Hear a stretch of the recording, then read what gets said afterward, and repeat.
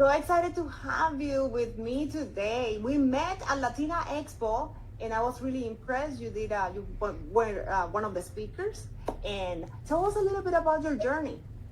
Absolutely, Daisy. Thank you so much for having me with you. I was equally as impressed with you. You were also a speaker at that event about a year ago. Yes. And yeah, and I loved your way of communicating and speaking about communication. Thank you. So, yeah, it resonated very much with me. So that was actually my first presentation in Spanish. So I've been here in the U.S. for 26 years this year. I come from Ecuador, Quito, born and raised there. And it's been quite an interesting and different path than what I had envisioned early on in my younger years. But after 20 plus years in corporate America, well, actually international, doing sales and marketing and a couple other functions as well, the last third of that being an executive, a VP, Vice President of Marketing and Customer Experience, I found myself with this calling so much bigger than what I wanted to do in my career necessarily in marketing, to go into leadership development.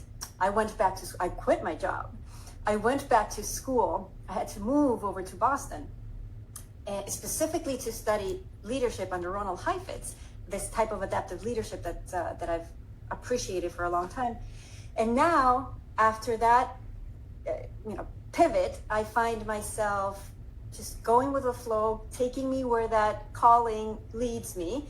I'm an adjunct professor of leadership in organizations for the MBA program at FAU.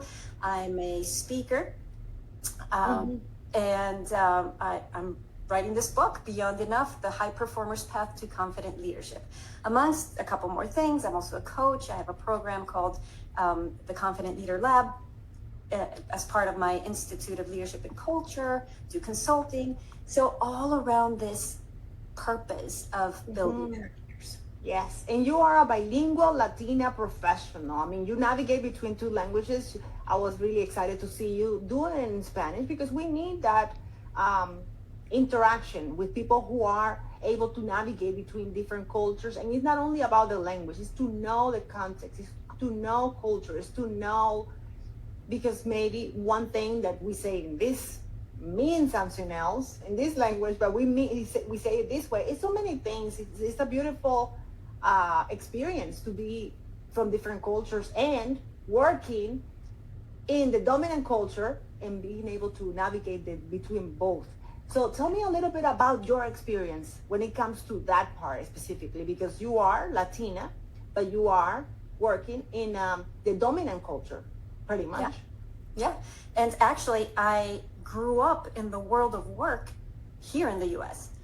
So there have been moments where I'm unfamiliar with certain things that are more Latin American, let's say. However, this is, and this I really appreciated this when I did a recent presentation at Microsoft.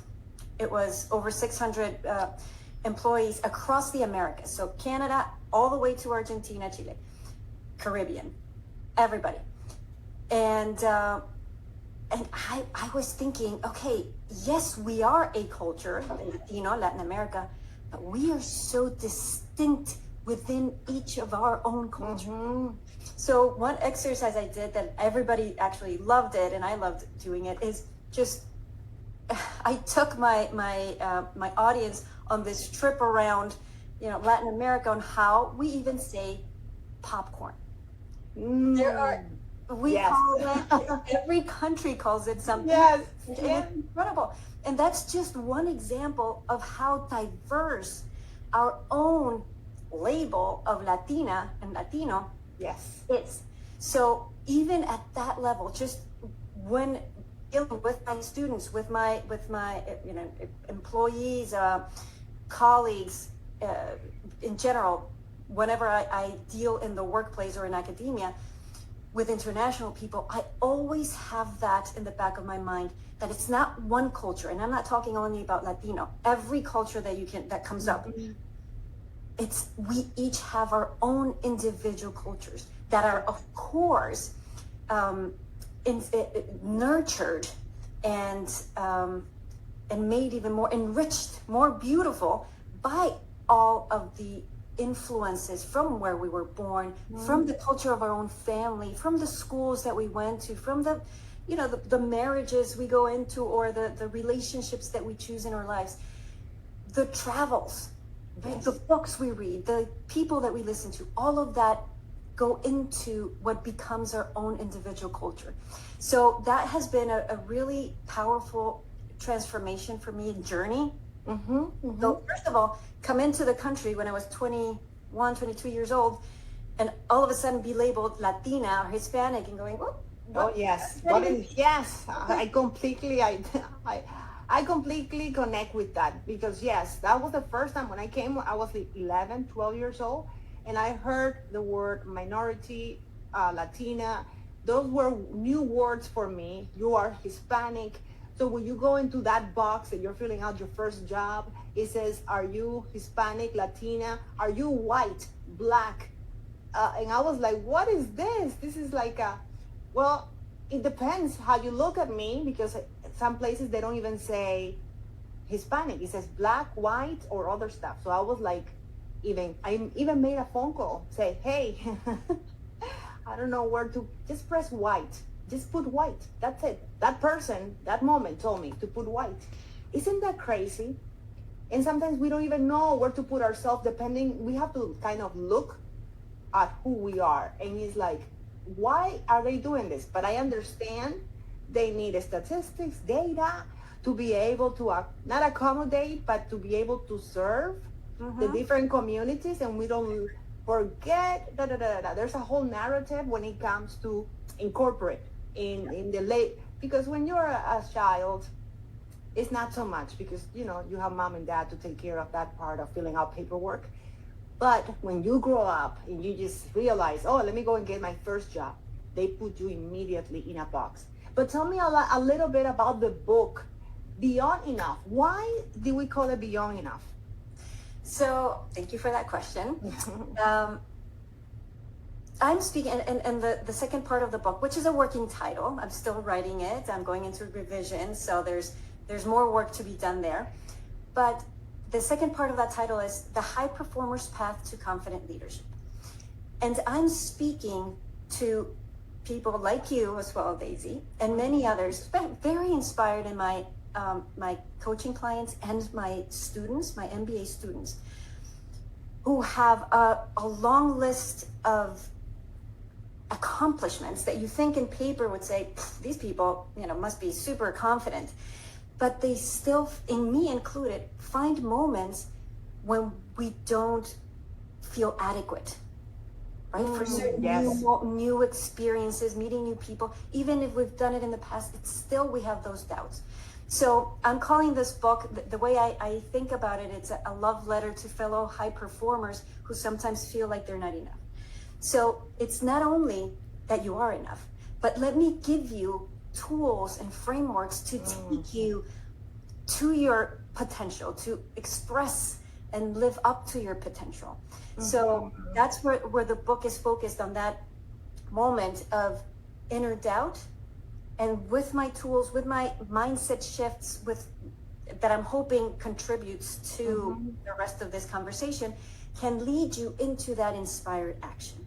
So it's in that very precise moment when I'm hoping there's some clarity, an aha moment that can go, okay, not only am I enough, I am beyond that. Let's see where I can go, where I can take my potential.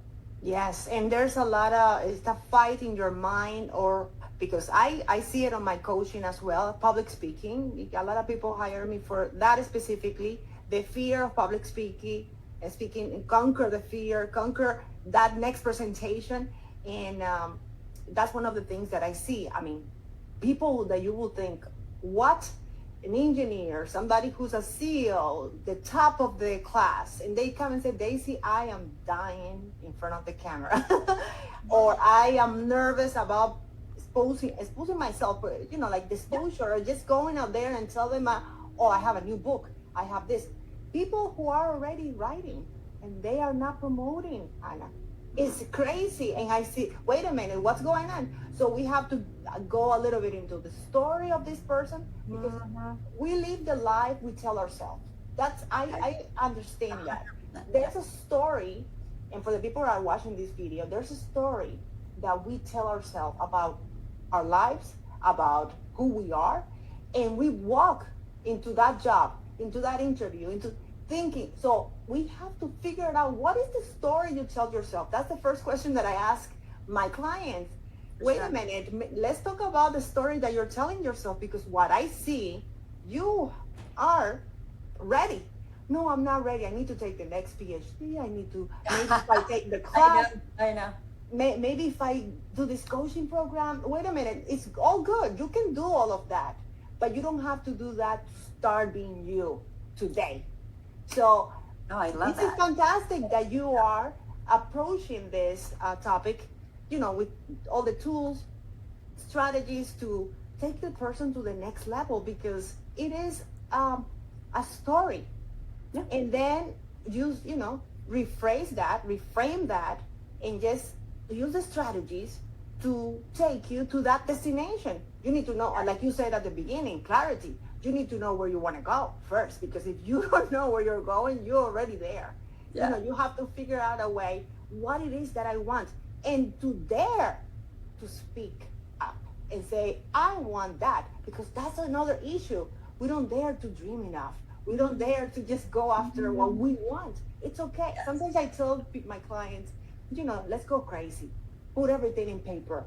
No, but nobody's going to know. It's only the two of us, And they are just, I want to do this. I want to make this amount of money monthly. Oh, it sounds like maybe too much. No, just put it there. Just go crazy. Okay.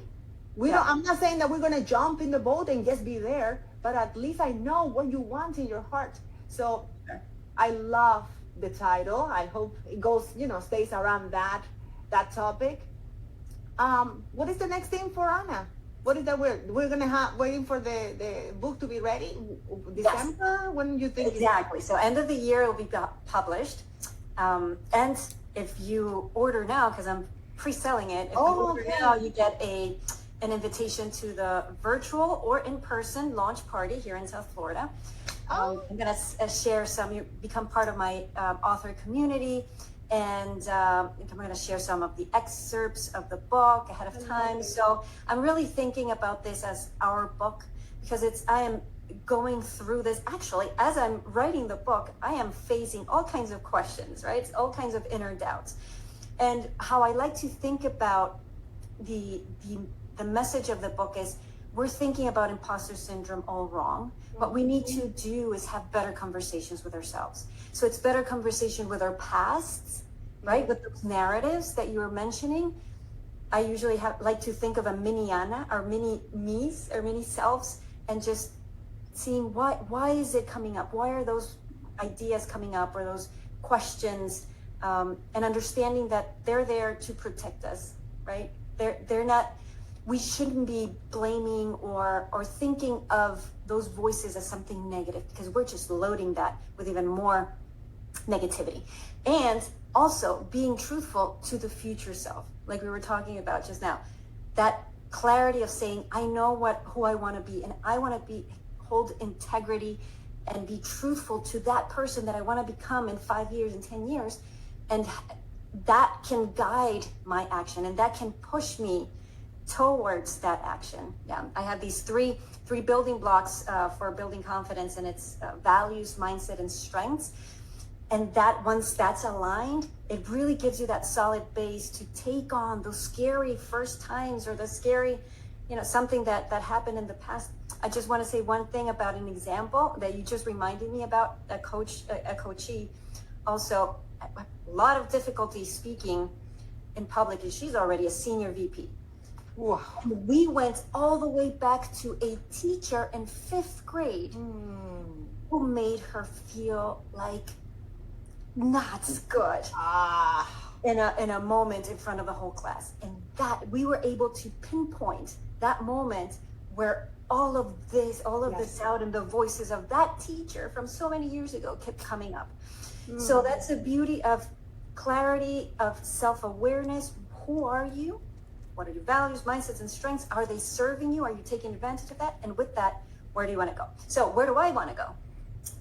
With this book, definitely have that serve as a basis for more speaking opportunities, coaching more professionals, high-performing professionals, and reaching companies and more corporate consulting and training opportunities, so we can bring together all of these thoughts that we think about for ourselves, map perfectly for our teams.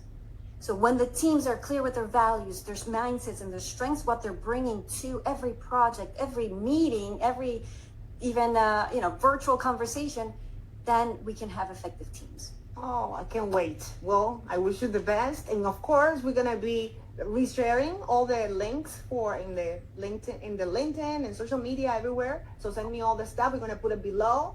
So thank you so much for being with us today. Thank you, Daisy.